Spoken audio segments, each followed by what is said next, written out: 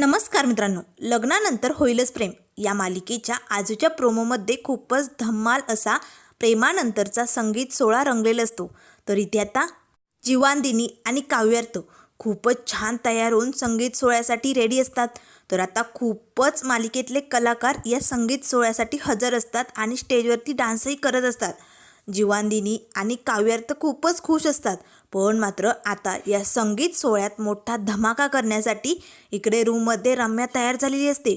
अगदी छान नटून थटून रम्या मात्र आरशात बघत असतानाच तिची आई वसू आत्या येते. काय ग रम्या, अगं तू एवढी नटली सजली, तुला संगीताच्या कार्यक्रमाला जायचे?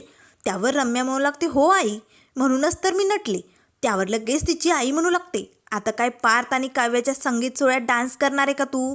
त्यावर रम्या म्हणू लागते, हो आई, कसं आहे ना, माझ्या लग्नात डान्स करायला मला संधी भेटणार नाही ना, म्हणून मग आजच हौस पूर्ण करायची ठरवली.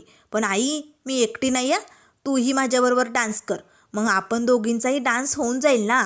त्यावर लगेच तिची आई म्हणू लागते, काय बोलते रम्या, अगं आपण कुठलाही डान्स बसवला नाही, गाणं ठरवलं नाही, आणि असं कसं तू नाचणार आहे? आणि रम्या, तू खरंच किती दिवसांपासून ही अशी वागते ना, मला जरा विचित्र वागते. अगं रम्या, आता तुझं पार्थबरोबर लग्न होऊ शकलं नाही म्हणून तू असं काही करणार तर नाही आहे ना.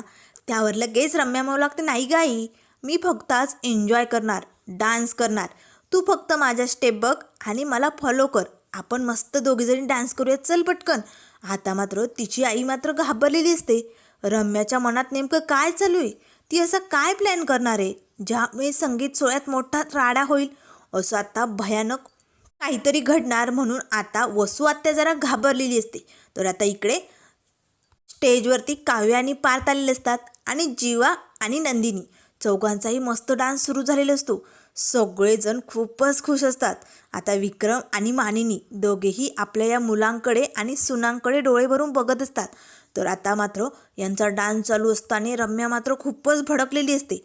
पार्थ आणि काव्याकडे ही भडकलेली रम्या मात्र रागाने बघत असते. आता या लग्नात आणखीन काय काय विघ्न येणार आणि ही रम्या काय करणार हे आपण लवकरच बघूया.